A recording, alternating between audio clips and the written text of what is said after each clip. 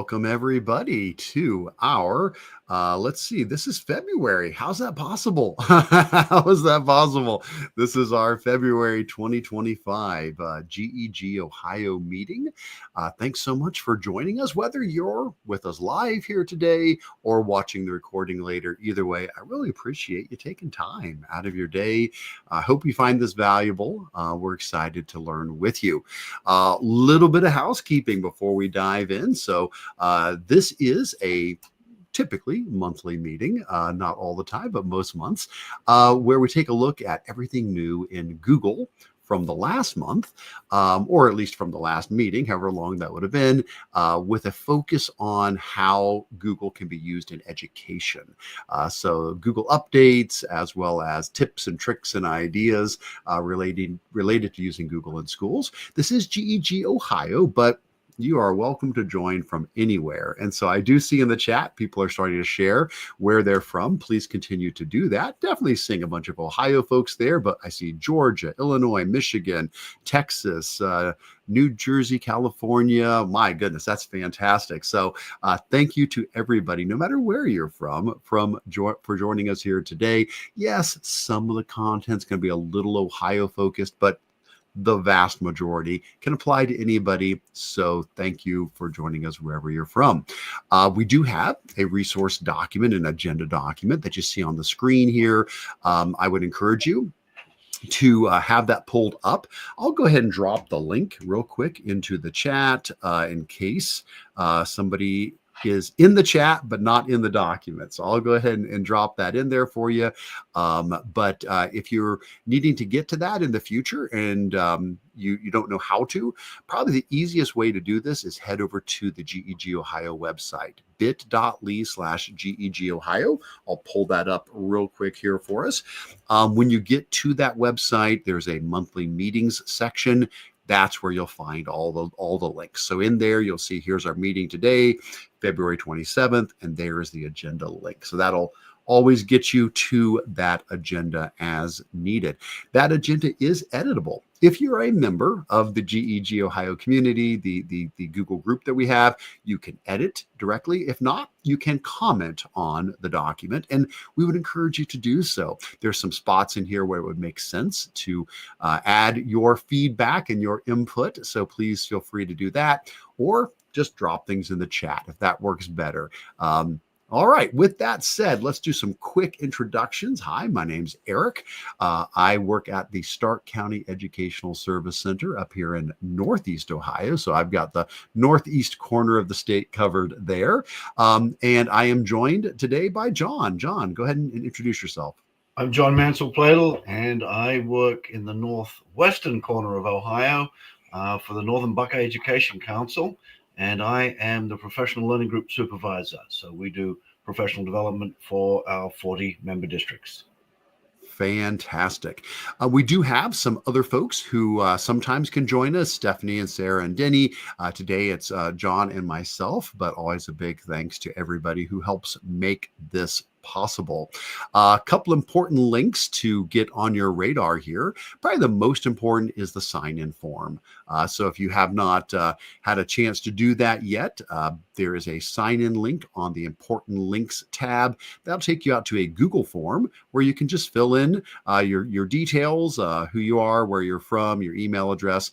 The reason we ask for the email address is I send you a certificate of attendance. So if you fill out this, then you will get, between now and the next meeting, you will get a PDF certificate of attendance so that you can turn that in for PD hours. Next up, we do want to remind people that we do have that Google group I was just mentioning a few moments ago that you can join if you haven't done so already. That allows you to continue the conversation in between these meetings. We've got loads and loads of people in there. I'd have to check and see. I don't even know if I recall what number we're up to now. Looks like almost 1,700 members. Man, that's fantastic. So almost 1,700 people you can connect with. It's a great way to stay in touch, ask questions, share resources.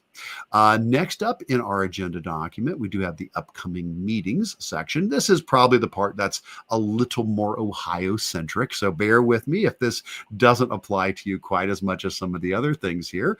For example, we do have coming up in just a couple of weeks, Neotech at Kent State University, totally free conference. I'll be presenting at that as well as many other awesome folks. Please feel free to join that. Now, McCall, I won't be at this year. John, are you going to be at McCall this year? Yes, I'm going to be at McCall, and I'll have 4 of my colleagues from Northern Buckeye, and we will all be presenting over the 2 days, Thursday and Friday of the McCall conference. It's fantastic. In Detroit, Michigan, at the Huntington Center.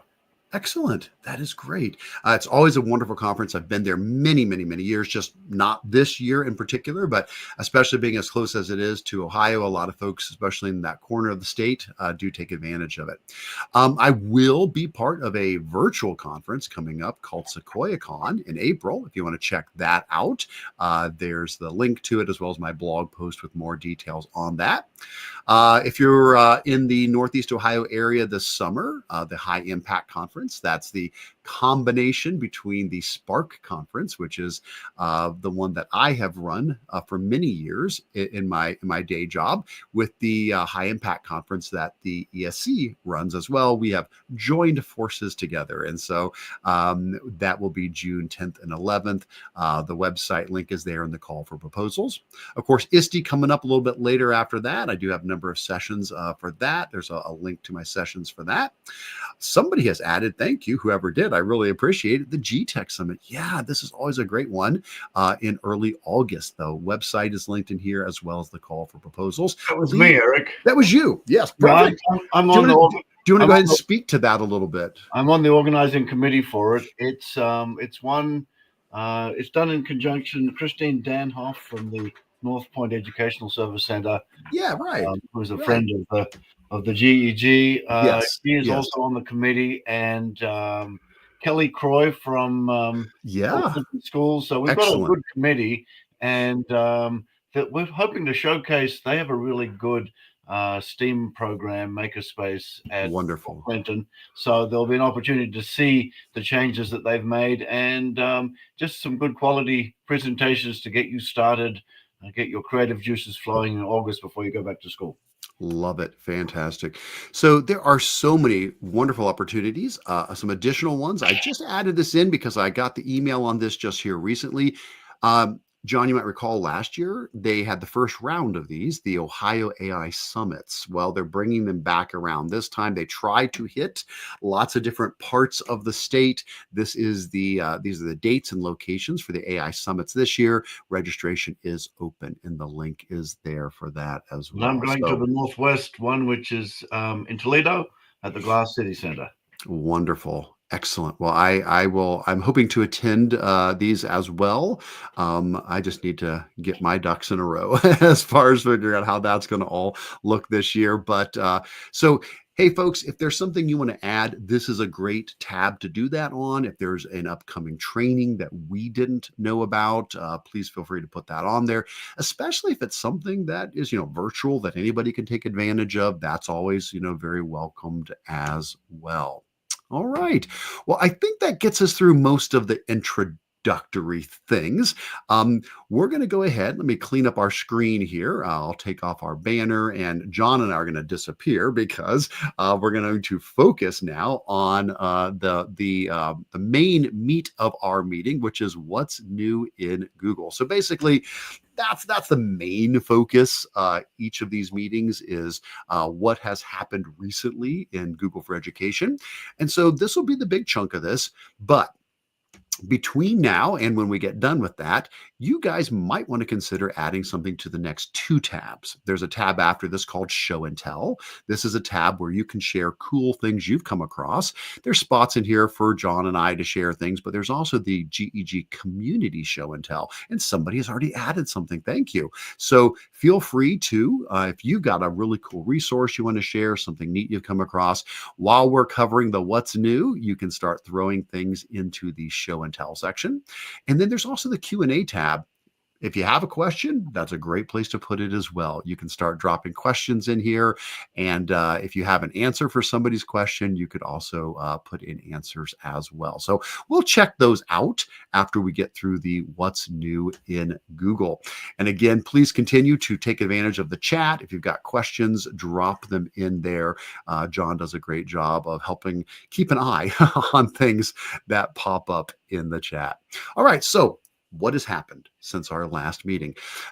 Honestly, not a lot. I think it's been a slower month. So as you look at this list here, sometimes we have pulled this up and it has been just this daunting list of updates. There's really good stuff here, but I think it's a little bit lighter than that has been recently, which I don't mind.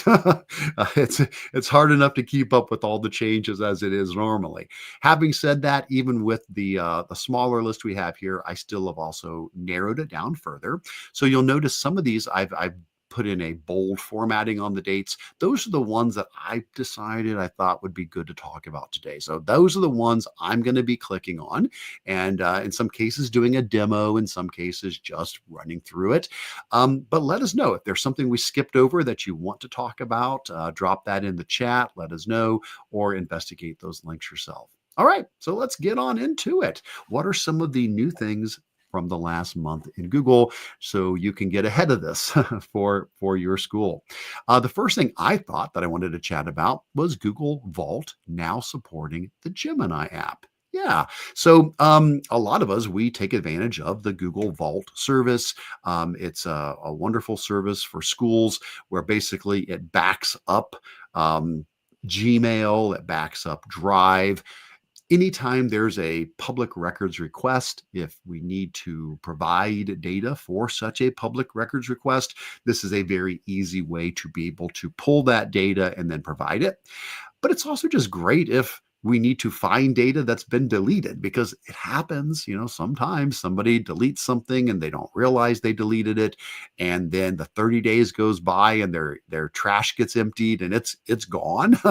Well, it's not really gone. Google Vault keeps a copy of emails and Drive files and things like that. Well, what's new? They've now added chats from Gemini. So if you're using Gemini with your school account, if on your school account you're chatting with Gemini, in addition to Gmail and Drive and Groups and Chat and Calendar, Gemini is also being backed up. Now, I'm not going to demonstrate this because I don't want to obviously show any sensitive information, but I tried it out the other day and it works great. I went in and I picked my account, I picked Gemini, and yep, it pulled up all of my Gemini chats. So that's great to know that is available there now. That you are able to pull up any of that content from Google Vault as well if needed. Next up, little update on NotebookLM. We've shown NotebookLM multiple times here, but this blog post here is talking about how the NotebookLM Plus, the paid version, is now rolling out and is now available. I wasn't going to make a whole big deal about the fact that, that's, rolling out now. I think we've talked about it before. What I liked was that this blog post, for the first time that I have found anywhere, actually really clearly detailed what's the difference between the paid and the free. Because I don't know that I've been able to nail that down as well as I wanted to in the past. So NotebookLM, again, if I don't need to go through the whole thing again, and I certainly won't, but if I went to NotebookLM, and I pulled that up here. NotebookLM is the tool where you can create a notebook, and then in that notebook, you can add sources, and those sources can include PDFs, Google Docs, Google Slides, websites, YouTube videos, copied and pasted text. The point is you can put up to 50 sources into your notebook. And then once you've done that, you can just have a chat with it. It's basically Gemini. You're using Gemini, but it's Gemini talking about your files. And so this is fantastic for teachers who want to load all of their notes for the upcoming unit, all of the slideshows they use, all of the YouTube videos they show, all the websites they reference. You can load up a notebook with all of the content for your upcoming unit, and then you can say, hey, I want some DOK leveled questions on my content. I want a lesson plan on my content. I want a choice board on my content. And it will generate things from your vetted materials. That's really nice. Anyway, we could talk all day about that. We won't. Here's the point I was getting at, is that I did like how this showed, this is actually what the differences are. So this shows you free versus paid. So when it comes to having notebooks, the free version of NotebookLM, you can have 100 separate notebooks. The paid version is 500. So that's good to know that when you're creating these notebooks, you can have up to 100 of these before you have to start weeding some of them out if that were to happen. You can have 50 sources in a single notebook in the free version versus 300 in the paid version. So when I come here and I say I want to add a source, you'll see it says I have one of 50 sources in this particular notebook because, of course, I'm on the free version here. I didn't know this. How many queries can you have in a day? You can do 50 queries on the free version and 500 on the paid version. So when I come here and I ask it a question, I can do that 50 times in the free version of NotebookLM per day. Then the other thing, I know I didn't mention this, but we've talked about it in the past, the audio overviews. NotebookLM can generate an audio overview that's like a podcast that talks about the content. Turns out that you can do 3 of those for free per day if you're using the free version, and you can generate 20 of them a day on the paid. So again, for what it's worth, I'm not telling anybody, hey, you should go out and get the paid version, but I just like the fact that now I know, those are the actual limits on the free version. 3 audio overviews, 100 notebooks, 50 sources, 50 chats a day. So now for what it's worth, there are a couple of other neat things that the paid version does include that are very tempting. One of them is what they're calling a chat-only notebook. I really like that idea. Here's the idea. You can build a notebook, and after you've got it all set, there's a way to share it, not with a collaborator, because this sharing is to let somebody else actually edit the notebook with you, but the paid version has a chat only option. What that means is you could give a link to people and say, hey, you can just talk to my notebook. You can't change it. You can't add new sources. You can't remove sources, but you can talk to it. So think about this.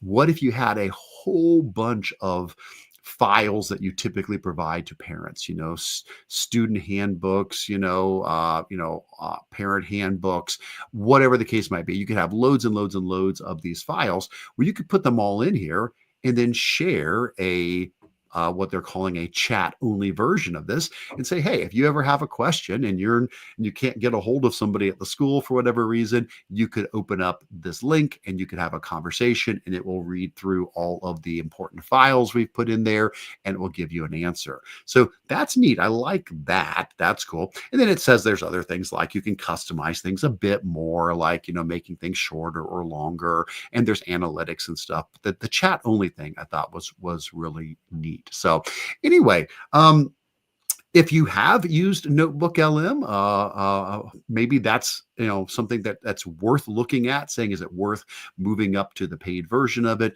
If you haven't used it yet, I hope just seeing this once again has encouraged you to at least take it for a spin. I think it is a really valuable tool. So, all right. And again, John, please let us know if questions come in, if there's something we need to address or chat about, please feel free to holler at me at any point here. All right. Well, let's keep on moving. The next thing I wanted to give a quick shout out to is some updates to Google Chat. We'll see another one later, but the first one is the ability to add polls in there. Now, I don't use chat a lot myself. I really should use it more. I mean, I do use it. Don't get me wrong. I mean, we definitely have chats at work, and I do use Google Chat, but it's not a tool that I find myself turning to as often as other Google tools. But this is nice. You can now go in type in /poll, and that will open up a polling app. And then you can build a poll right inside of your chat. So if you needed to, as a team, you're having a team chat, if you needed to do a quick survey on something, that's nice to be able to do it. Now, I did poke a stick at this, and I want to be just clear. I want to make sure everybody understands. Just typing /poll isn't really enough. Actually, you have to also approve the polling app. It is an app from Google. It's from Google. It's not a third party, but in your admin console, it is still considered basically an add-on, just like, a Docs add-on or a Slides add-on. It's a chat add-on. And so you do need to make sure that has been approved in your admin console, or typing /poll isn't going to do anything, So be aware of that. But if you do use chat a lot, nice to know you now have the option to include a poll in there as well. We do use chat quite a bit, Eric, to collaborate. Yeah. Because it works across organizations. It does have to be enabled by the tech coordinator in the organizational unit for the teachers, so that they can use it. Often it is blocked for the students. Correct. But, we use the groups feature in there, where you can actually create a chat group, and we've used that for quite a bit for collaboration. And one of the nice little hidden features is when you share something in the chat, there is actually a files tab, and then you can go and see everything that got shared in one place. So that's kind of why we like it. We like it for that. Absolutely. And John, if I'm not mistaken, haven't you leveraged that for conferences as well? Because I think I recall you doing that at some of our previous conferences as a way to help people communicate better. So right, we'll invite everybody from our organization, so we're going to McCall later in March, for example, and there will be people from our local schools there. There might be 15 or 20 Ohioans that are up in Michigan, and I'll invite them to join that group, and then we can kind of coordinate during the event. And when we're sharing, if you're sitting in a presentation and the presenter shares the slide deck, then if you post about that in the group, then that slide deck then appears in that files area. So it's quite a handy way to go back and recap what you learned at a conference. That's fantastic. That's awesome. We'll see a little bit more about chat in just a moment, but we're going to stay chronological for now. I might need in the future kind of rethink how I organize these, but we're going to stick chronologically. So next up, improving the cover image experience in Google Docs. So you're probably familiar with the idea that you can have cover images in a document. I'll pull over a blank document so we can see here. If I go up to the insert menu and I go to cover image, I can add what they call a cover image. Well, what's new about this is they're expanding where you can get that cover image from. So in the past, you only had a couple of options. Well, it was like choose from stock images or upload from your computer. Well, now you can do search the web, you can upload from Drive, you can import from photos, you can paste from a URL. The things you normally would expect with images, they've just now applied those to cover images. Now you can still do this if you go insert cover image and you say choose from stock images. That's still there. I believe they've expanded that too. I think they mentioned that in the blog post. Yes, 100 plus new stock images have also been added in there. So that's nice as well. They have a much broader amount of stock images than what they had at first. But again, the idea is, you can pick, an image from there, and that gives you this nice header in the document.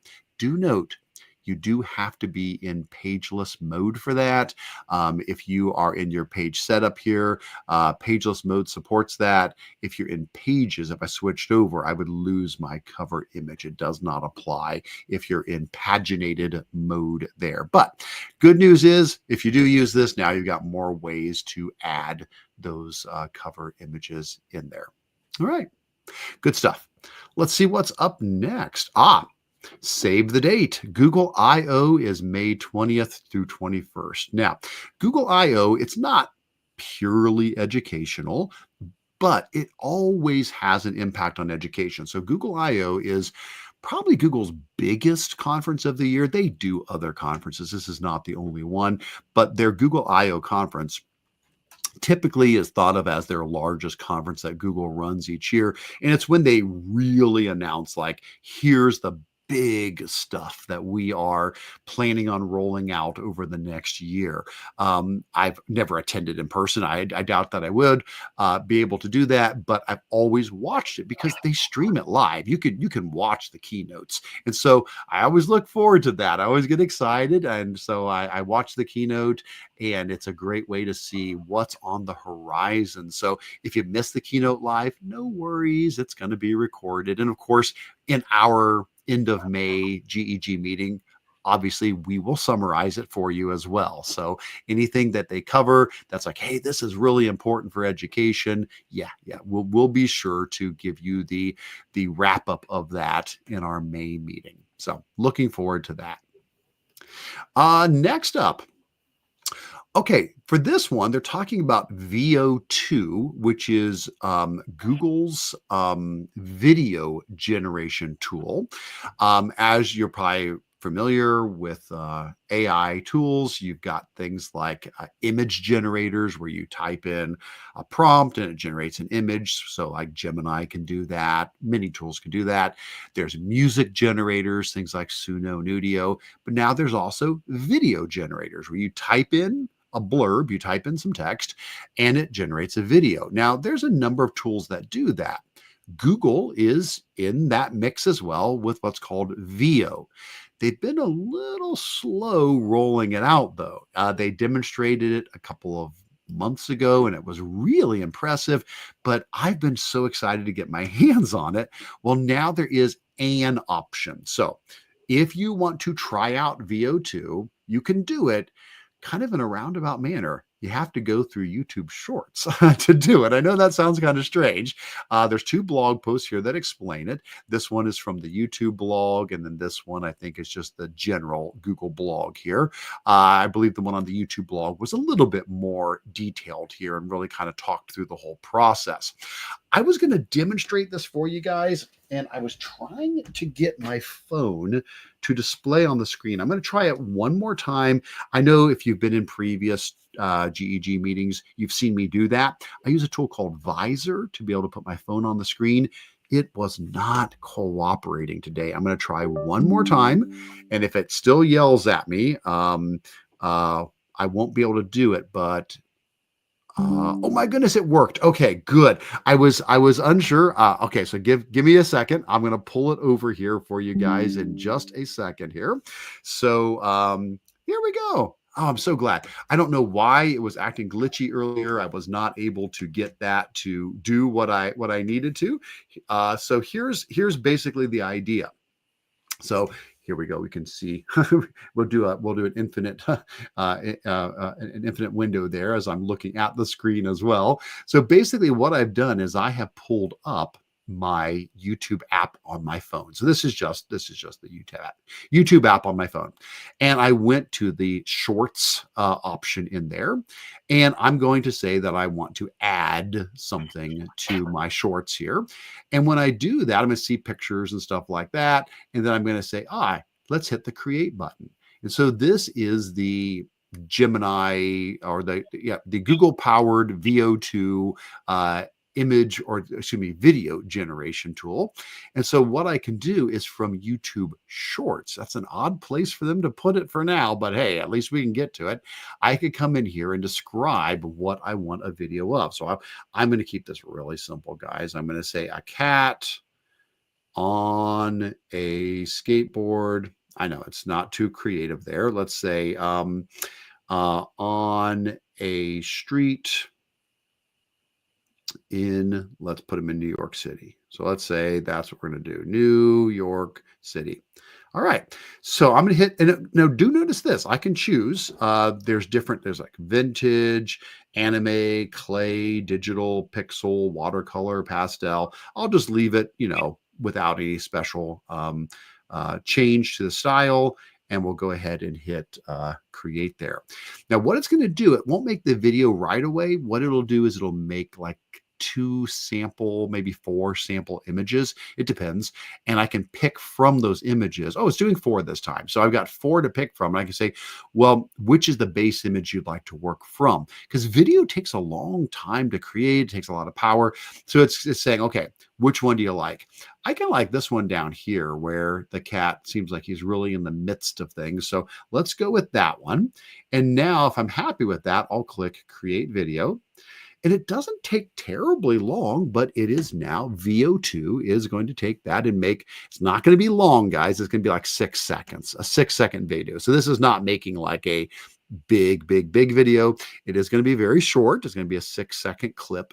But it will generate that clip, and you could there he is. All right, there's our cat. All right, and so at this point, if I like that, I could hit continue, and you can trim it and stuff like that. And I've seen people just using just this, they have made like dozens of clips, and then they've combined those clips together, and they've made, a final video that's several minutes long, made up of little 6-second VO2 clips, So at the moment, this is the only way we can get to it. But eventually, no, we'll just be able to go to the VO2 website and we'll be able to generate, videos as well. But if you're anxious and you want to start playing with it early on, you could do that through, again, it's the YouTube app, the shorts option, and then you go to create a new short. You say you want to add content and you click on the little AI button, and that lets you get into it. So anyway, I'm glad I was at least able to show it. I wasn't sure if that was going to work here. It was not working earlier, but I'm glad that it at least did come up now. All right. Fun stuff. All right, let's see what else do we have that we could talk about here. The next one, just a quick update. We won't demonstrate this, but Gemini Advanced can now recall and use your past chats. Here's all this means. If you've been using an AI tool for a long time, it's very likely that you have had hundreds, maybe thousands of conversations. Have you ever wanted to pick up a conversation that was like weeks or months ago and you didn't pin it? You can't remember where it was. You can't find it. It's almost impossible. There's for all the things Google does, search being one of their big things, you would think it would be easier to search and find an old conversation and pick it up. Well, now Gemini for the advanced users, unfortunately, they haven't rolled this out to free yet, but usually they test things with the advanced subscribers first, and then they get them to the free people eventually. So fingers crossed, this is coming to everybody. Basically now you can just say, hey, do you remember that conversation we used to have? You can say, hey, do you remember when we were talking about XYZ? And it will actually pick up that conversation. No matter how far back it was, it'll find that earlier chat for you, and then you can pick it up and carry it on from there. I tested it out and it worked well. It was able to find a conversation I had from like 6 months ago, and I was able to pick it up and go from there. So that is a nice feature. I hope eventually that's available to everybody for free. Next up, hey, here's Google Chat again. I told you Google Chat was coming back. So here is another update to Google Chat. This one, they're still in the process of rolling it out. So if you don't have it yet, that's okay. But what they're doing is they're adding what's called a board feature. So over here on the side, you will now have inside of a chat an option to pop open what they're calling the board. And just think of it as that. Think of it as a big chalkboard or cork board or something like that, an announcement board. You can pin resources to it. You can pin messages to it. The idea is if you're having a lot of conversations and things are starting to get lost a little bit, the board can be used for like, hey, here's the really important resources everybody needs to see. Here's some really important messages we all need to make sure that we're aware of. So again, I don't use chat as much as I should, but these features are making it much more attractive to play around with it more than I currently do. Next up, hey guys, something for free. How about this? Okay, I always feel so bad when I share like, oh, here's this cool thing, but it's only for the paid people right now. This is an example of how a lot of times Google starts out with something that is paid only, and then they bring it to the free tiers. That's what they've done with Gemini and file upload. So here's the idea. Let me go ahead and pop up Gemini real quick here. So in Gemini, if you're using the free version, which that's what I have here, this is the free version on my school account. In the past, you did not have this little plus button here. In the past, what you had was a button that lets you upload images only. So it looked like a little image button here. You could upload an image to Gemini and it could look at the image and it could process it and give you feedback on it, tell you what the picture was. Well, the paid version of Gemini had more to it. It had the ability to upload files and to grab things from your drive. Well, guess what, folks? I'm so happy. This is now available for free to everybody, which I really do think is an incredibly valuable feature. ChatGPT and Claude have offered file upload for free users for months and months and months. I mean, they've done that for a long time. So here's what I mean. Let's say I have a file. Let me see if I can find the file I was going to use as an example here. I think I'm going to use this one. So let's say I have this PDF. It's Ohio's K-12 Social Emotional Learning Standards, and it's a 38-page long PDF here. Well, what I could do is I could go to Gemini now, and I could just upload that. I could say, yeah, let's go to upload this. I'll go to my resources. I'll go to my, I think I've got it in my admin folder here. There we go, K-12 SEL Standards. I can upload that PDF there. And then after I upload the PDF, I could ask it to analyze that for me. I could say something like, hey, attached are the, Ohio K-12 SEL standards. List some practical examples for how an elementary school teacher could implement these with their students, And so, now it's going to read the PDF. It's going to analyze that and then come up with a response here for me. And let's see, here we go. It's saying, oh yeah, if you're dealing with elementary teachers, here are some key things they could do. It's talking about a Talent Tuesday, having a brag box, having, all of these different things that would help support SEL in the classroom. So the beauty of this is you got it now. You can add things directly from your drive. You can upload files, and then it can process those. There's a lot of possible ways you could use that. This is just one example. But again, that started off as part of only the paid option. It is now available for free to everybody. And I'm really glad that that is the case. Yeah, John, I see you mentioned, yay, something for free. Yeah, I know. I feel that way. A lot of times it's like, oh, I get this exciting, update has come out that I'm like, oh, shoot, it's only for paid users, So yes, anytime things are for free, I'm happy to see that. And of course, the other things we mentioned were free as well, like the new board tab in chat, the polls in chat. Always take a look at the little icons we have here. I use those to indicate what tier level you need to access these. And I'm glad to see the free tier is being very well represented today. There's a lot of things here that are included free. All right. Next up, okay, how about something that isn't free? Sorry, that's the end of the free stuff. Okay, so next up in Google Meet, if you have the paid version of Gemini, Gemini will then integrate with Google Meet. And at the end of a meeting, you will get a set of notes. That's not new. We've had that for a long time. What's new is now it's adding a next steps portion. So, and again, I'm not going to show you one of my actual meetings because I don't want to put anybody's information up on the screen that I shouldn't. But I do use this. I use this for all of my meetings. When I have a meeting, once the meeting's done, I get an email and it includes, who attended, a summary, the details. Well, now this is the new portion.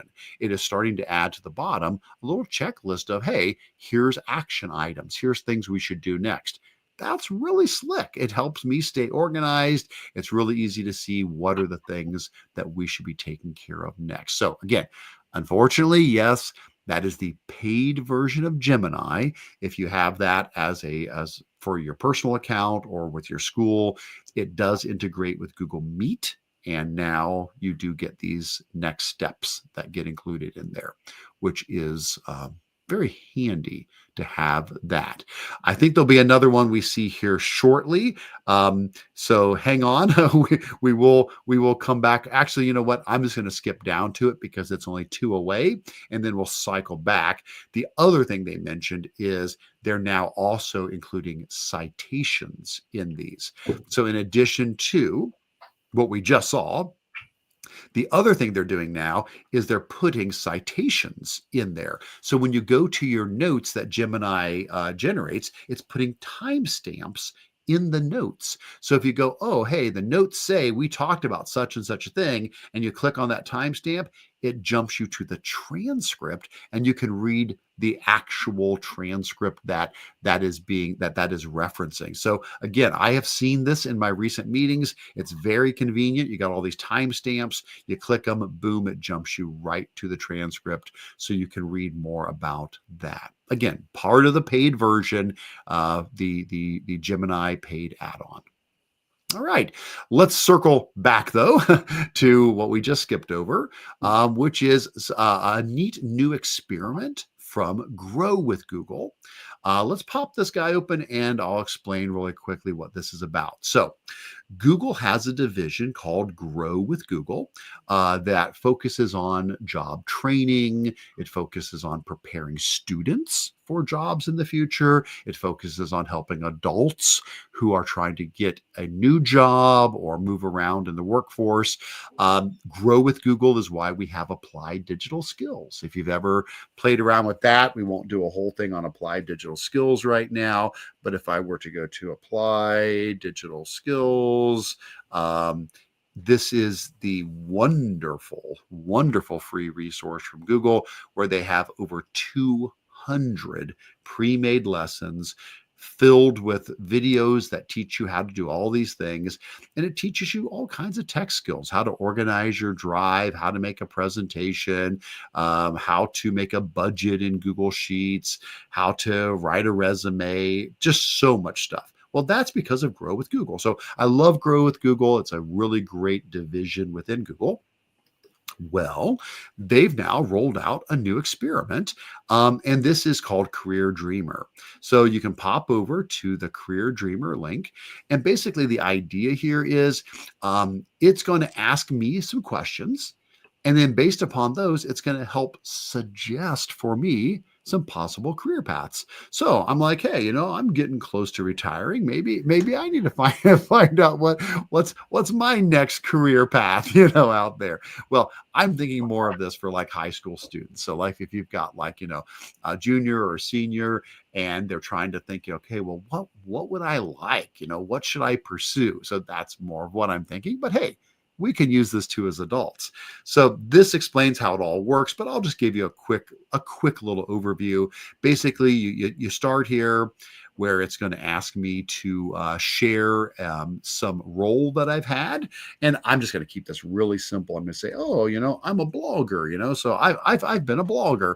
And so I'll put in, a role. Now, what's nice about this is it doesn't have to be a traditional job.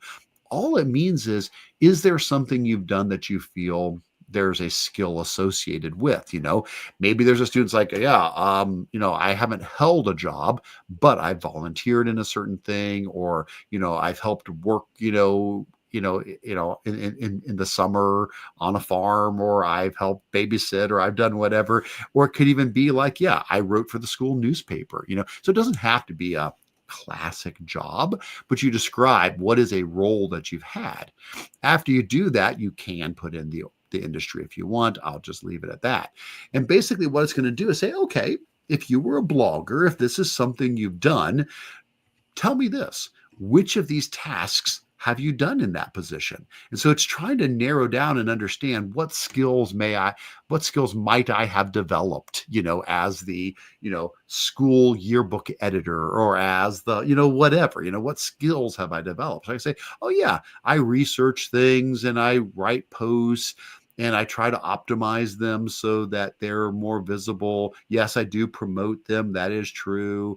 I try to build a community, so I could mention things that I do. And if there's ones that I don't, I could, skip over the ones that I don't, like maintaining a consistent posting schedule. Yeah. Anybody who knows me, that's not always the case. I don't always stay really on top of it. But the point is, I then hit next, and now it's going to say, okay, well, based on that, what are some skills you think you've developed out of that? Well, I think I'm good at content creation. I think I'm pretty good at writing. That's good. And I think I can communicate well. And you could pick others if you wanted.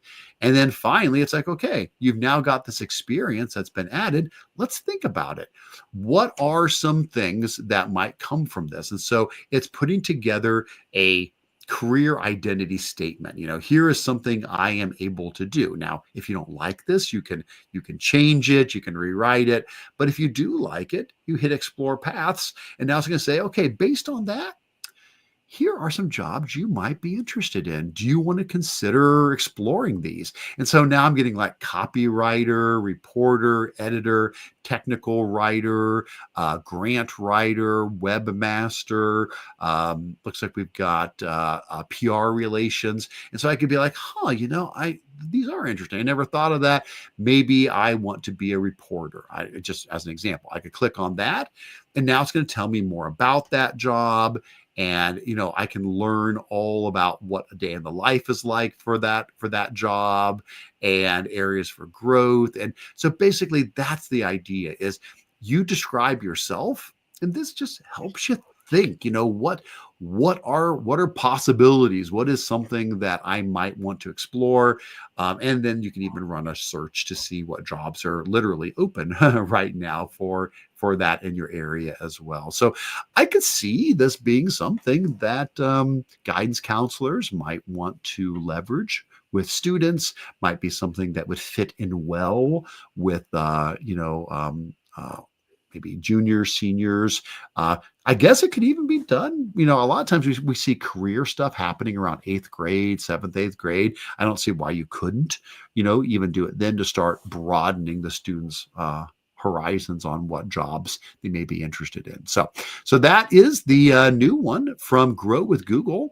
So Eric, yeah, go ahead. Because this is a Grow with Google and not an experiment, is it limited for students under the age of 18, or what's the status of that? You mentioned using it with middle schoolers. I don't know. Yeah. And again, I apologize. I am not sure. I guess I should always say, check with your school to see if this meets the criteria for what you use. It is being listed here as a Google Labs experiment at the top.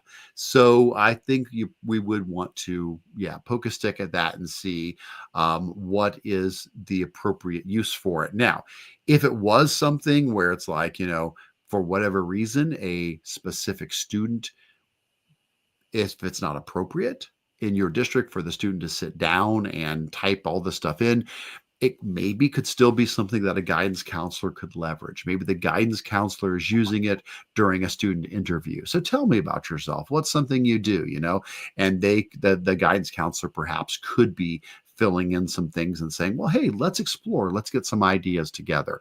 So if it is something that for your school district, if it's not appropriate for students to be directly interacting with this tool, still could be something that is leveraged by the school to assist the kids.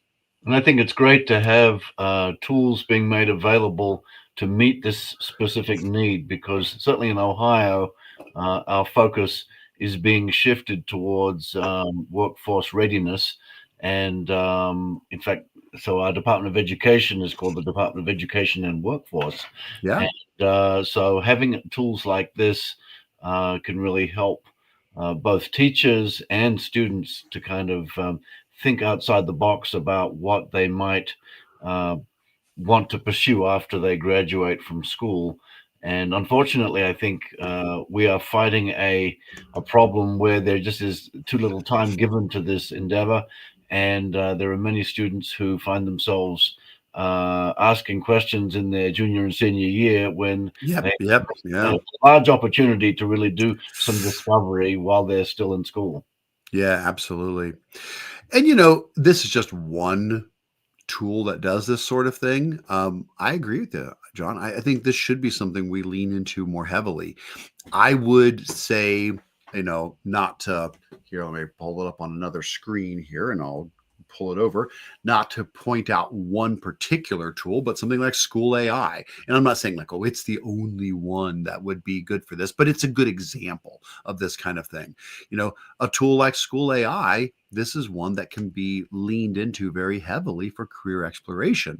I know I've mentioned it many, many times before, so you guys probably know all about School AI, but if not, it is one of those tools that allows educators to create chatbots that students can interact with. So Yeah. this one definitely is FERPA compliant. Of course, they have to sign the student data privacy agreement for your district, but School AI in Ohio, for sure, they sign these left and right. So they're very good about signing the student data privacy agreements. But basically, the idea is as a teacher, you go in and you pick from thousands of pre-made chatbots, or you create your own. Well, from the thousands of pre-made chatbots out there, one of the templates is the career exploration chatbot. You can choose the career exploration chatbot, and basically you type in a career a job that you're interested in, and the AI basically pretends to be that. It takes on that role. And so I could say something like, a reporter, like that's just because that's what we saw in the example we were just doing. And then I could preview it, always test this before you give it to your students, but hello there, my name is Alex Johnson. I'm a reporter with the Daily Chronicle. To start with, what do you think a reporter does every day? Now, there's also the more options if I want to give it more details, like what's the company, who's the audience. These are 7th grade students. Are there any special requests? Make sure you focus on blah, blah, blah, blah, blah. You can customize it as well, but it allows students to have these conversations with an AI that is representing that particular career. Now, if you can do a career day where you actually bring in a reporter, yeah, I think that's going to be better to actually talk to a flesh and blood human. But that's not always possible. There's a lot of careers, and it may not be realistic to have somebody come in on a career day for every single career a student is interested in. Well, AI could help bridge that gap. This is an example of that. And, lots of other tools. I'm not saying this is not the only one that does that. There's lots of other tools where you can build custom chatbots, but this comes to mind really quickly as one that I think a school would be wise to investigate and see how they can leverage that. This is free. There is a paid version, but you can do this absolutely for free. And then you launch the chatbot.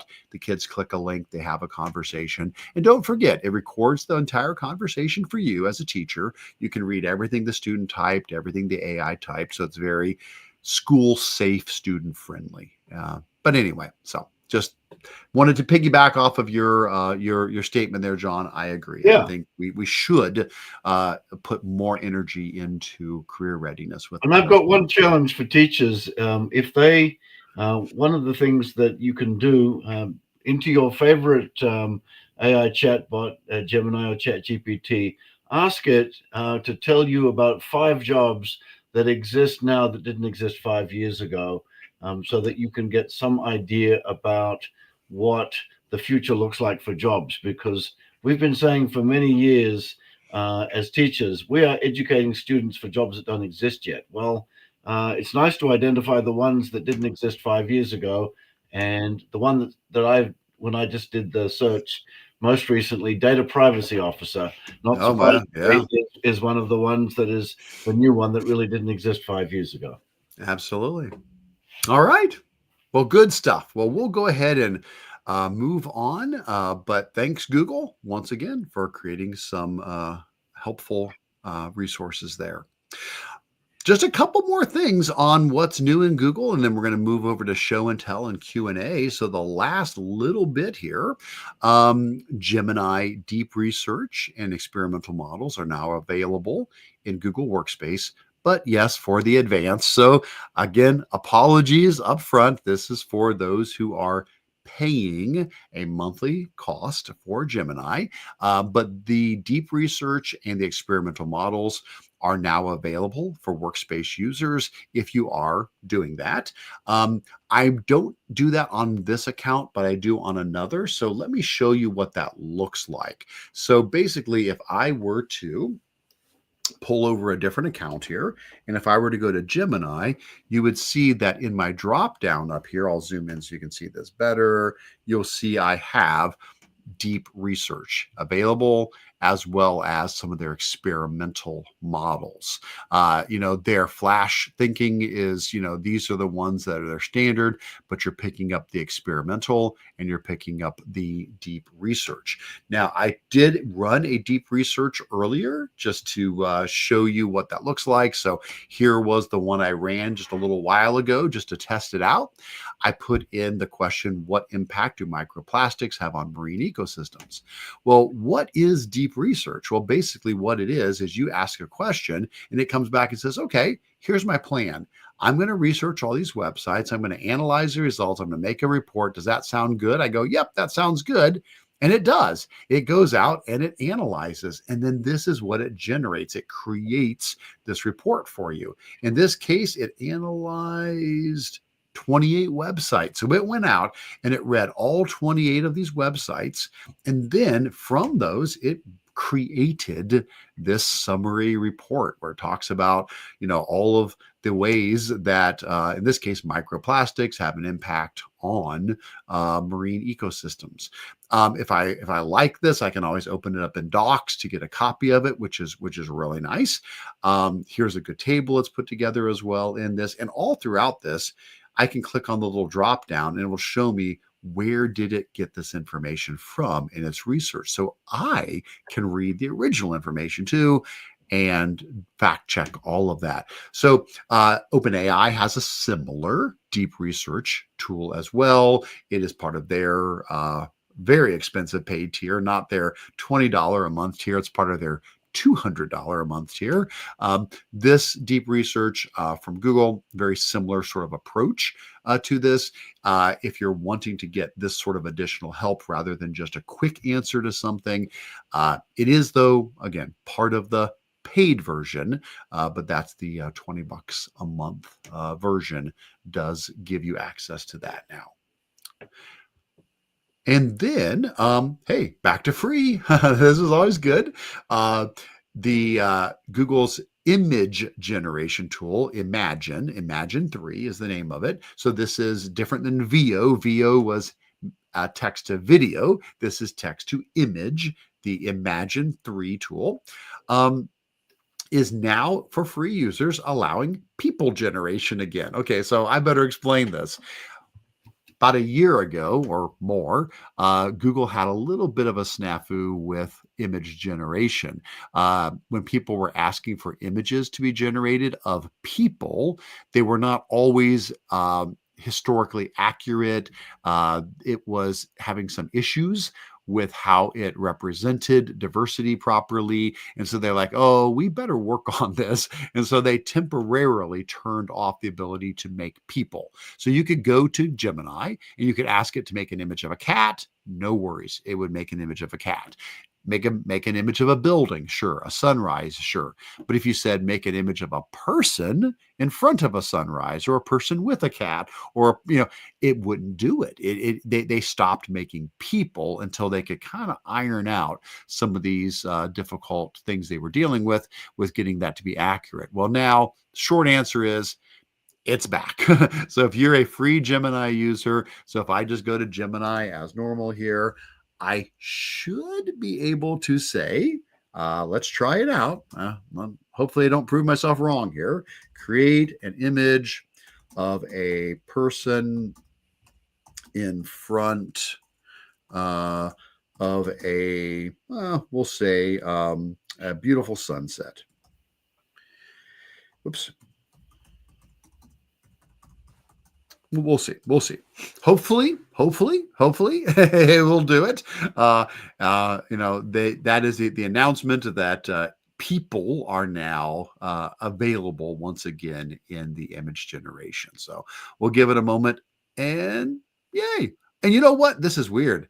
Kind of looks like me. Yeah. That's scary. There's Now, a see, short beard. now I'm actually worried. I was going to be, this is a great thing. And then so I'm like, wait a second. My gosh, if I got my beard just trimmed a little bit, holy cow, this is kind of freaking me out here, John. I don't know.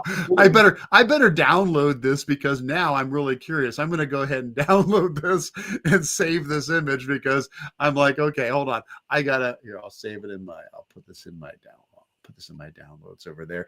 I've got to look at that again because Gemini, what do you know about me, man? what do you know about me? It does say, hey, if this doesn't match, you can ask it to refine and stuff. But the point is, yes, we now do have image generation of people back into the tool. It was just a fluke, Eric. I just asked it to create an image of me in front of a sunset, and it looks like there's some 20-year-old kid in front of a sunset. So. But this is bizarre. I mean, not me. It's like, that's crazy. That is so anyway, yeah. But they look very realistic. Yeah. No. Oh, so here's the thing. This is constantly an AI race. It is, Chat GPT pulls ahead, then Anthropic does something amazing. Then you've got, Meta and Google, and they're back and forth and back and forth and back and forth. I will tell you this, when it comes to images and video, Google is really knocking it out of the park. The Imagen tool for images is really good. And the VO tool we talked about earlier is arguably considered to be the best text to video tool out there right now. So they are doing very well with images and video. And even, their chat tool is really good as well. They tend to just be a little bit behind Chat GPT on some of the benchmarks and things when it comes to the chat features, but really doing well on the media. Have you used Sora to create video? I have, yes. I do have access to that as part of my Chat GPT. And you think the Google one is better? Well, I'm not going off of my personal experience because I've only used VO long enough to just test it in YouTube Shorts. Right. What I'm going off of is the people who've been given full access to it. If you go on like YouTube and you look at people who have been given full access and they show what they've created, it is stunning. It is stunning, the video that they're able to create when they get full access to the full VO suite. Yeah. And I was checking. I don't think that VO. I have an iPhone, and I don't think that the YouTube app on the iPhone does the VO. Maybe not. And I apologize. I'm on an Android phone, so maybe I should have looked a little bit closer there to see that.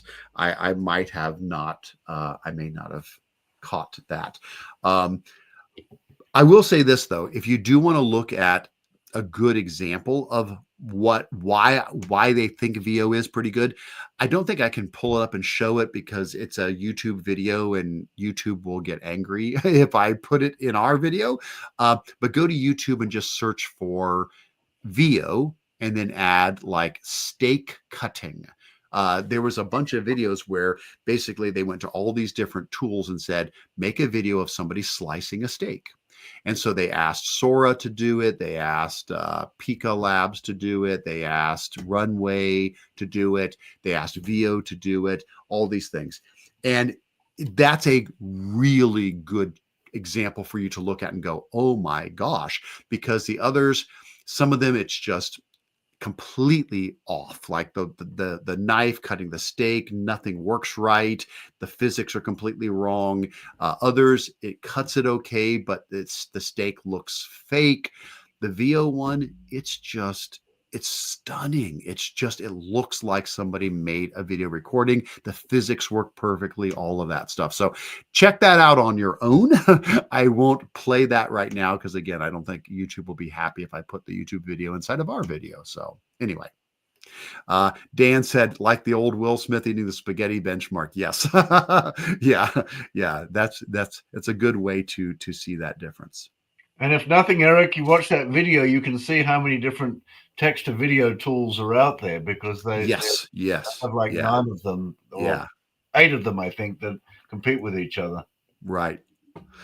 Well, speaking of video, last thing. This one's not about video generation, though. This is about not AI videos. This is about regular videos and a nice update that is free for everybody. And that is if you have a video that you have saved in your Google Drive, now they've added transcripts to it. So here's the idea. Let me give you an example here. So here is a video I did the other day. I was demonstrating uh, Google Earth Engine time lapse. So this is a video where I was showing Google Earth Engine time lapse. I'll mute it. You don't need to hear me speaking here. And this is a short, like 40-second clip. But here I'm talking about, oh, you can see the glacier receding here and time lapse and stuff like that. Well, this video is not on YouTube. This video is in my Drive. This is sitting in my Google Drive. Well, over the last year or so, they've started to add some neat features like the ability to add closed captions. So now this isn't new. We've had this for a little while, but now there's closed captioning that goes into Google Drive videos. The new thing is if you go to the gear, there's a transcript option. You can click that and you get a whole transcript of the video as well. And you can click anywhere on it to jump right to that spot. Or while you're playing the video, you can watch it move down through the transcript, or you can search. Let's say it's a really long video. You can put in a couple of keywords and it'll jump you to that spot. This is something we've had in YouTube videos forever. Transcript, that's just part of a YouTube video. Thankfully, they're now applying it to Drive videos. So if you have a video and for whatever reason it doesn't make sense to host it on YouTube, if it makes more sense, we got to keep it in Drive for whatever reason, but you are frustrated like, we don't have closed captioning, we don't have transcripts. Well, we got closed captioning months ago. Now you have transcripts. So this can really be a great accessibility support for learners to be able to hear a video while reading the transcript as well, or even just being able to search quickly and find the spot that you need in there. So, yeah, good stuff. Well, folks, that's it for the new things. We're going to talk about show and tell and Q&A next, but let's just take a pause for a moment. John, did you notice anything that I missed? Was there something we skipped over in the updates, or was there a comment or a question that we needed to address? No, I think things have been relatively quiet in the chat. So Okay, no worries. All right. I did see Gina said she was excited about that update because they do have issues occasionally with accessibility for non-YouTube videos. And so that helps address that. Excellent. I am glad that is helpful. Well, let's do this, folks. Let's take a quick look at show and tell and then Q&A. So Q&A is where you can ask questions. We do have a couple that are popping into there, so please continue to do that. Show and tell, there's a community show and tell portion here, and then we've got our portions here. John, I'll let you go ahead and start. Looks like you got something you wanted to share there. Yeah, this was Eric West, he's my instructional coach, shared, and I didn't realize. And I wanted to ask you: is this a feature that you can do if you have the Windows or the Chrome, or on a Chromebook for organizing your windows, or is this a Mac only feature? Good question. I think you can do this in any operating system. It might just look a little different. Gotcha. So, for example, on my Chromebook, I know that I can grab a window and I can make it, I can snap it into these different configurations, but I don't know that I've ever seen such a nicely detailed list there. So tell me about this one. So when you're in Chrome, as I am in right now, and I put my mouse over the green button on the Mac there, I get this choice of what I can do. So if I choose one of the four in the top rows, I can then automatically dock my window and take up either the bottom half or the top half of the screen, or the left or the right side of the screen. And it's just now that once you see that there, especially as I'm now on one single large monitor, I'm finding this is actually quite useful because I Excellent. used to have multiple monitors, and so I would Ah, just drag my windows around. But yeah, sure. I've started using this, and then I use the Spaces feature, which that they have on the Mac, which allows me to I can I have a magic mouse and I can scroll left or right, and I just keep. Well, I have different profiles, one for my Sure. personal, and so I keep my profiles in different spaces, and that helps me to kind of keep all of that organized. So this was just a welcome addition to that whole Nice. idea of window management. Yeah. And, I do believe this is something that can be done on pretty much any operating system, but it's probably going to be a slightly different approach to it. I don't do a lot of window management. I'm the other end of the spectrum, John. I'm the one who's got multiple monitors. So like right now, I have 4 monitors on my computer. So I don't have to typically worry about window management. When I travel, I use a Chromebook, but I bring 2 portable LCD screens that power off of the Chromebook. So I have 3 monitors. So I don't tend to look for these things. So I'm probably the wrong person to ask. Having said that, I see, like, for example, Dan is saying, hey, on a PC, you can do this with the Windows key and then the left or right arrow. So that's great. And then Michelle was saying Chrome in the corner where you minimize or expand. And then saying if you hover, it'll give you some options. So, yes, I apologize that I'm probably not the right person to ask because I don't. I don't put myself in a position too often where I'm having to do window management. And so I've gotten lazy with that. But thanks to Michelle and Dan for some suggestions there about how this can be done on other operating systems as well. Excellent. All right. Well, thanks for sharing that, and thanks to Eric. And Eric is here. He says that he loves this feature. Trying to equalize his browser windows on his Mac has been the bane of his existence. So thanks to Eric and to John. Um, Denny's not with us this week, or Stephanie or Sarah, but as always, Sarah has a great newsletter and Stephanie has a great Google group with resources. I don't have a lot to share this time. Like I said, it's been a quick turnaround month with a lot of training. So I've only put out a few things since last time. I do have, of course, my EdTech links of the week. I would always encourage you to check those out. Each week I share the latest and greatest cool things that I've come across. And so you can always check those out. But I have done a few things that I posted here recently. So one of them I did, well, 2 of them were video training. So there's 2 video trainings here.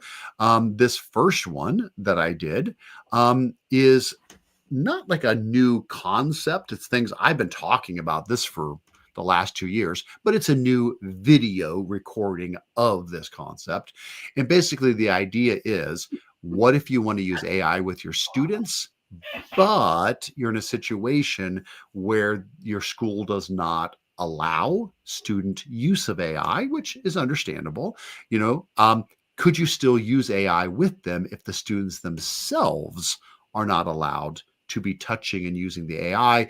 And the answer is yes, of course you could, because what you could do is you as the teacher could run an activity like an AI interview, an AI debate, AI games, AI co-writing, where you as the teacher are the one who's running it up in front of the class, but the students are giving suggestions, they're asking questions, they're involved in the activity, but you're the one who's actually touching the computer.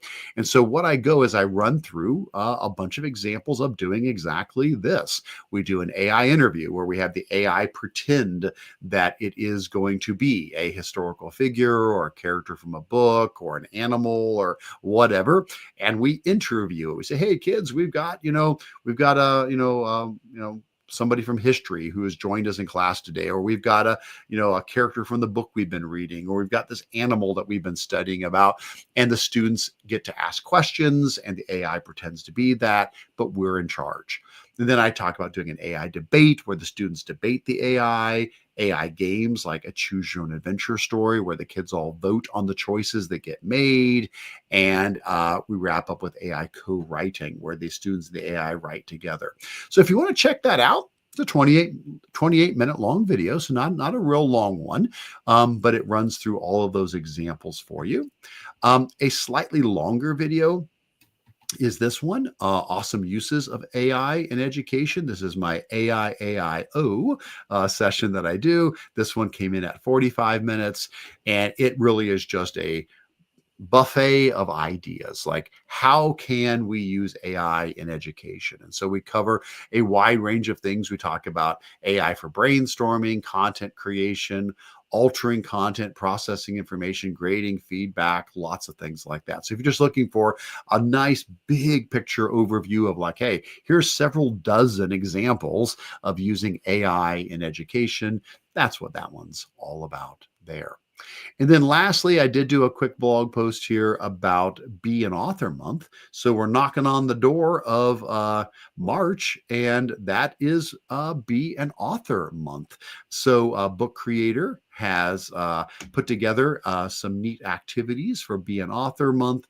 If you use Book Creator, this definitely makes sense. If you don't use Book Creator, you can use it for free. You don't have to purchase Book Creator to participate in this, but this is for students to be able to there's a competition where they're doing a personal narrative competition. There's also a bunch of templates for free for teachers to use. There's a free activity journal that can be downloaded and used, and they're doing a bunch of webinars. So just heads up, if that's something that makes sense to you, there's a lot of great resources for Be an Author Month coming up. Now, looks like we did get a little bit from the community. So we have this one from Yesenia in Illinois. And she says, this is a resource I put together. I recently shared it at IdeaCon. I love IdeaCon. It's been a couple of years since I've been there, but I have been at IdeaCon several times. Fantastic conference. Has a ton of resources linked with videos and how-to docs. So here is the link. We'll pop on out and take a quick look at this, see what we've got. It's called, I Bet You Didn't Know, Hidden Gems and Updates in Google Workspace. Excellent. Well, thank you for sharing this. This looks like a great document. Looks like it covers updates to all these different categories. So we've got Chrome updates, classroom updates, docs, Drive, forms, slides, sheets, vids, and some other resources here as well. Awesome. And in each one of these, it appears these are all hyperlinked here. So I could say, oh, yeah, I did want to see, this new update about color coding tabs or whatever. Looks like if I follow this link here, that will take me out. Yep, there we go. It takes me out to all of these examples here. Well, thanks. I appreciate that. That is great. Thank you for sharing that. And yes, we did cover it. We ended up covering this. Somebody had added this in, but yes, we did cover that during our What's New. But great minds think alike. So whoever put that in, thank you as well. All right, well then let's hit our Q&A. I'll tell you guys, I apologize. I haven't had a chance to see these yet, so I'm looking at these for the very first time with you. I may not be able to answer them, but we'll see. Let's take a look. Let's put our heads together and see if we can address some questions that have come in today. The first question is, besides Google Translate, is there a good way to live translate discussions for ESL students? I really like the conversation mode in the Google Translate mobile app, but that's not available on the web. So, there are a lot of live translation tools out there.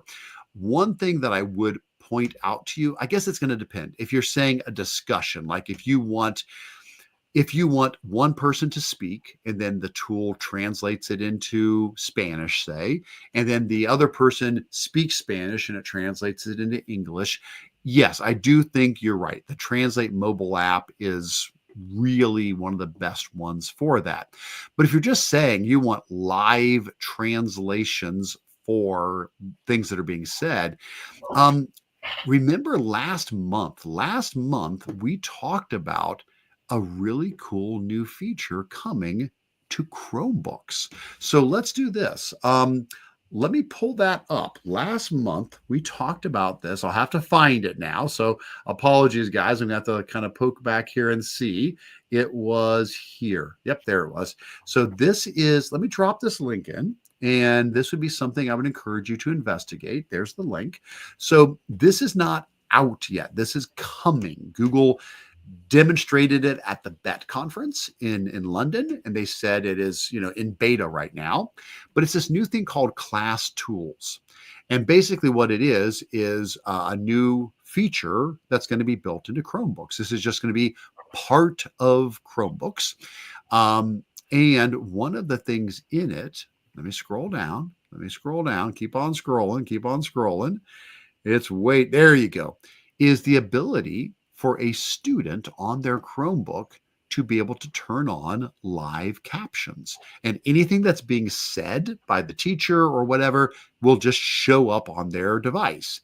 In addition to being able to turn on captions, will be the option to go in and choose a language. So it'll just translate it. So basically, we're just saying, looking at their Chromebook, as the teacher is speaking up front in English, they could see live closed captioning translated into the language of their choice.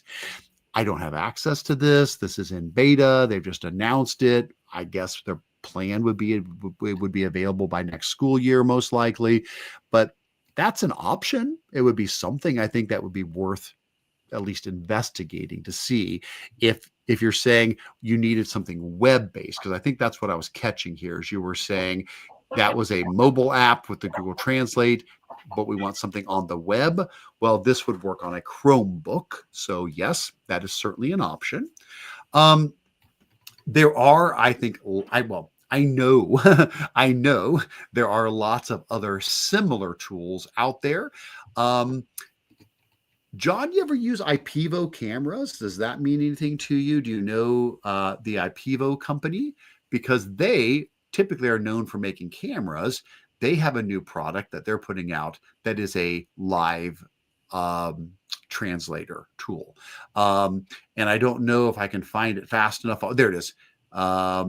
It's this one. It's called Verbo.ai. So IPEVO is best known to me for their cameras. They have really affordable, nice cameras that you can easily plug in. They've now started to branch out. And so Verbo is the name of it, VURBO.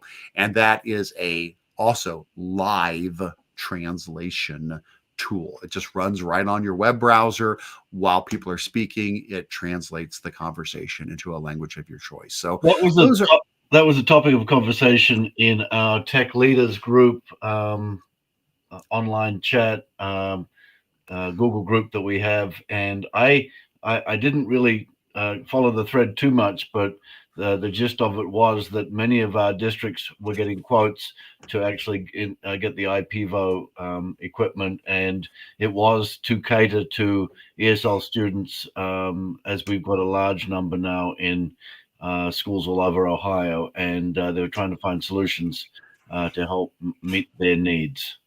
So again, I haven't used it myself. I've seen it demonstrated. So I was chatting with Alex at the booth in Illinois. I was at a conference in Illinois, and Alex is a great guy from the IPEVO company, and he showed it to me, and it was very nice.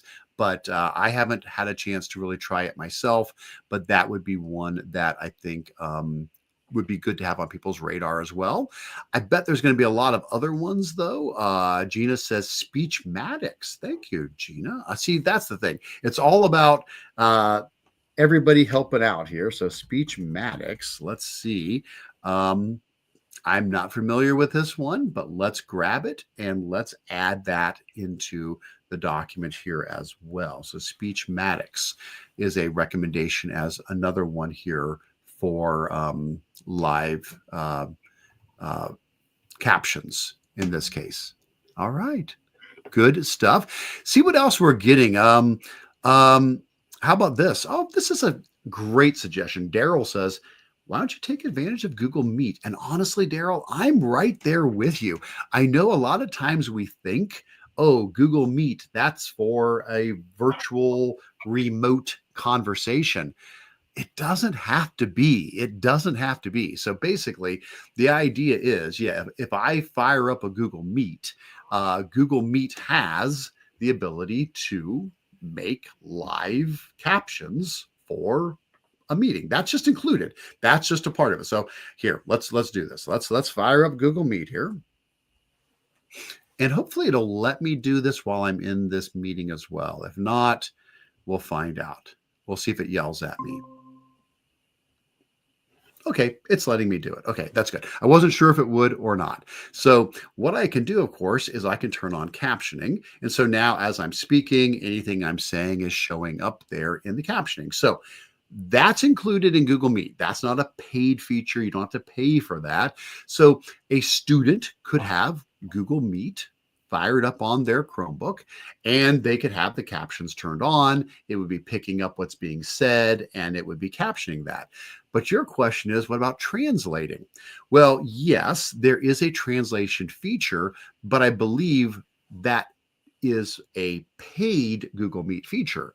But you don't have to do that. There's a way around it. So instead of using now, and you might have the plus tier. If you have the teaching and learning or plus tier, I can go into my settings and I can go into captions and I can say I want to translate it and I can pick all these languages.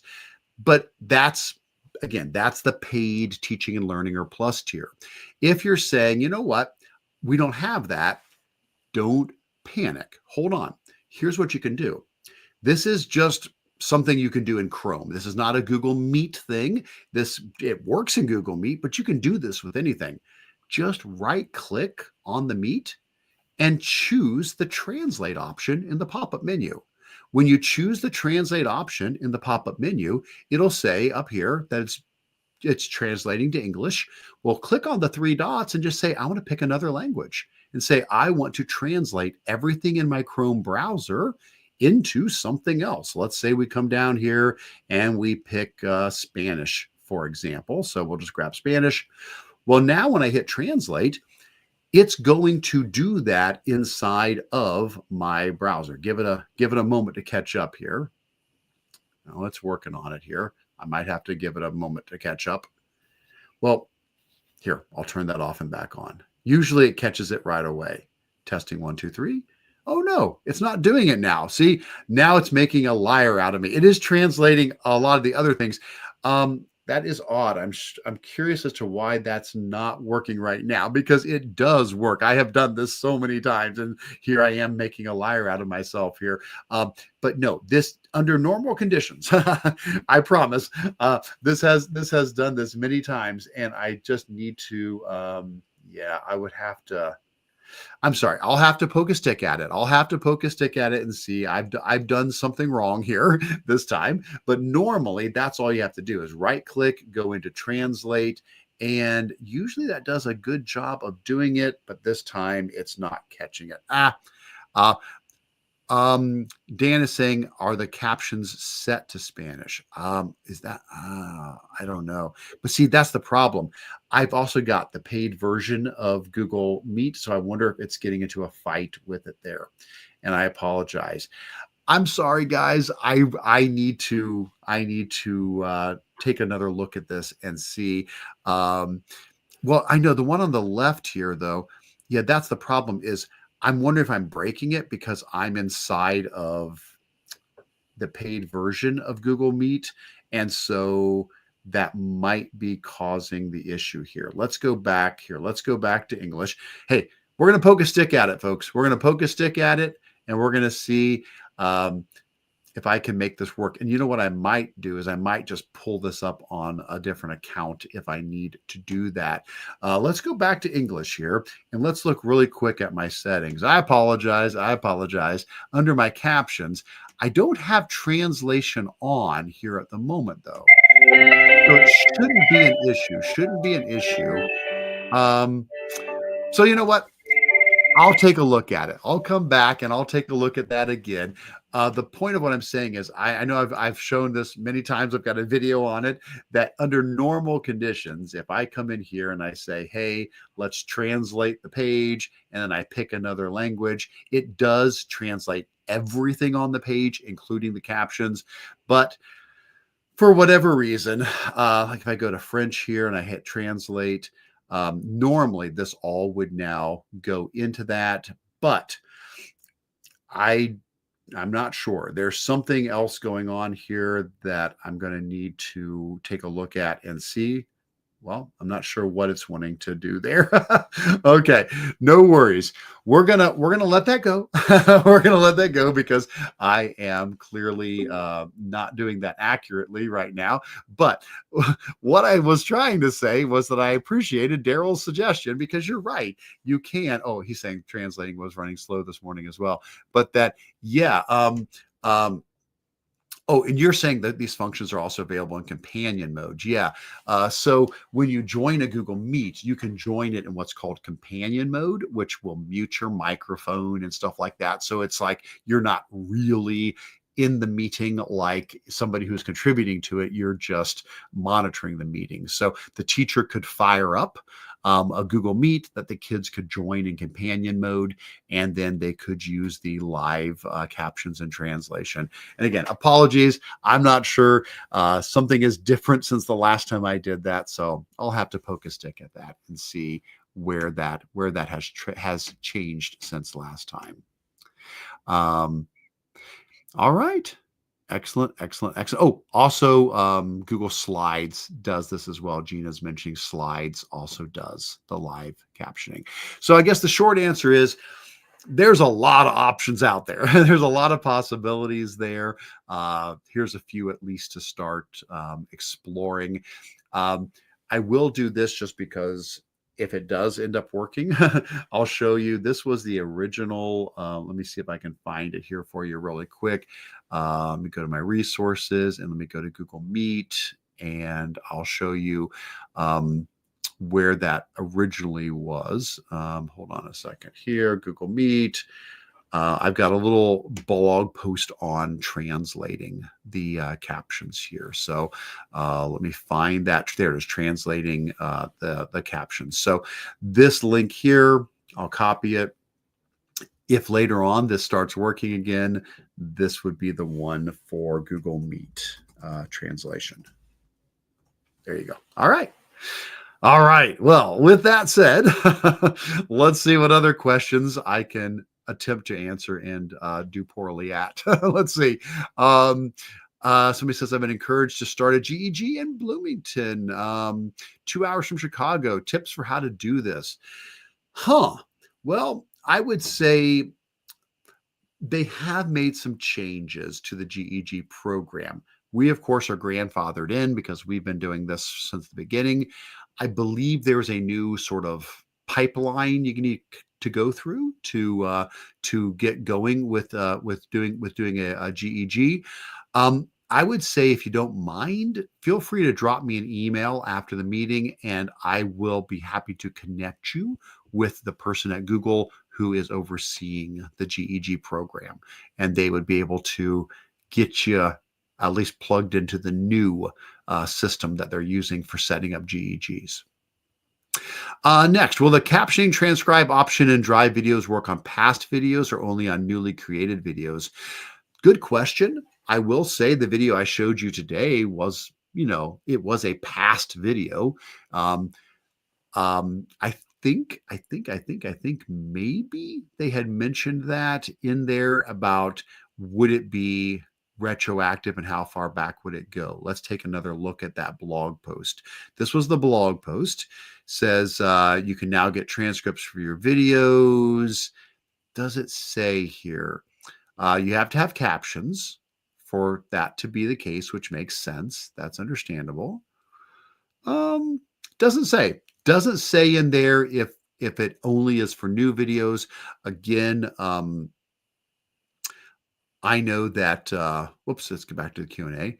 I know that the video I showed you guys today was not like brand new, but it was a few weeks old at least. and it was prior to this feature being turned on. So I think it works with any video. It sounds like any video that has closed captioning, and closed captioning I think started at least a year ago. So basically, probably any video in the last year, if it has captioning, it will now have the transcription on it as well. Next up, not associated with today's information, wondering if Ohio requires students to have lessons on digital citizenship. And if so, is there a program used to track the lessons? We have to work with a company that can track the teacher downloads. So if we're audited, we would be able to show that all of our teachers have administered the lesson so we don't lose funding. The response here is not required yet, but the curriculum from Common Sense Education is a good place to start. And Google also has Be Internet Awesome. I agree. These are great curriculums. I guess the big question here is something that tracks this so that, they can say, okay, it's not that just that, these are really good resources, but do these resources also have a way to track the completion of the content? So I don't know. That's a good question. Not positive about that. But if anybody does have anything to add to that, please do. Last up, ways to translate NotebookLM audio podcasts once they're downloaded. Can you take the audio from a NotebookLM podcast and put it into another language? So sure, of course you can. You certainly can. There are tools that can do that. I don't know about a free tool. If you're saying, Eric, I need something free, I don't know that I can tell you that. What I could tell you is something like 11 Labs would certainly do that. You can use 11 Labs to give it audio and translate it into other languages. I do have an 11 Labs account, so I can come in here and I can do, for example, the dubbing tool. With the dubbing tool, what you do is you say you want to create a dub, and you upload either a MP3 file, a YouTube video, whatever the case would be. So you could upload the audio file, and then you pick the language you want to dub it into. And basically, it takes the exact same voices, and it just puts those voices into whatever language you choose here. And so I've tested this myself in the past, where what I did was I uploaded what did I do? I uploaded a pretend message saying, hey, I wanted to welcome parents to an open house, and, trying to, I think it was like a reminder, like, don't forget open houses on such and such a date or whatever. I was just testing it out. And I uploaded my audio and I translated into Russian, Spanish, Chinese, Arabic, and Spanish. And it's my voice speaking in Spanish, saying, whatever that was. So that's the dubbing feature. So I'll put that in here. That's the dubbing feature in 11 Labs. It's not free, though. That isn't free. You do have to have an account. It's not expensive, but it's like you pay so much a month and you get credits that you can use. So you totally could take that NotebookLM audio, run it through 11 Labs, and that would generate a translated version of it. As far as something free, I'd have to kind of think. I'm not sure. I'd have to kind of think about that. I will tell you that Google is now providing free translation through YouTube. We talked about this last month, I think. That could be a workaround. So let me remind you of that real quick. So here's the deal. I'll drag it over here. Give me just a second to pull this on over here for you guys. Let me see if I can I'm trying to find it real quick here. Where was that at? I know you can't see what I'm looking at. I'm on another screen here looking for where that was at. I think this was it. I think I found it. So, okay. So here's my YouTube channel.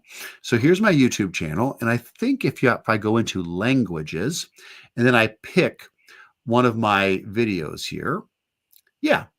Oh, well, that one, some of them it worked and some of it didn't. I wonder why. I'd have to check and see why it worked for some languages and why it didn't work for some other ones. That's interesting. Let me go back and pick a different one that I hopefully did. See, do I have another one that looks like, let's try another one of these here. I'm not sure why that one there said it didn't work. Oh, this one's still processing too.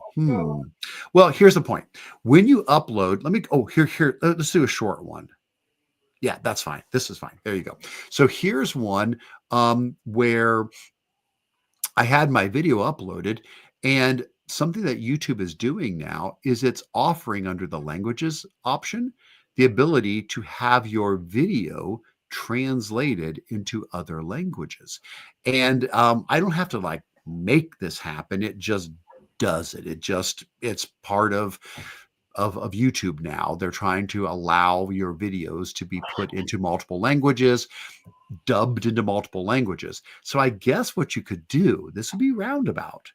You could take the audio from NotebookLM and you could upload it into YouTube. Now, you might have to get creative with how you do that because it's going to want it to be a video. So you might have to put that audio into something.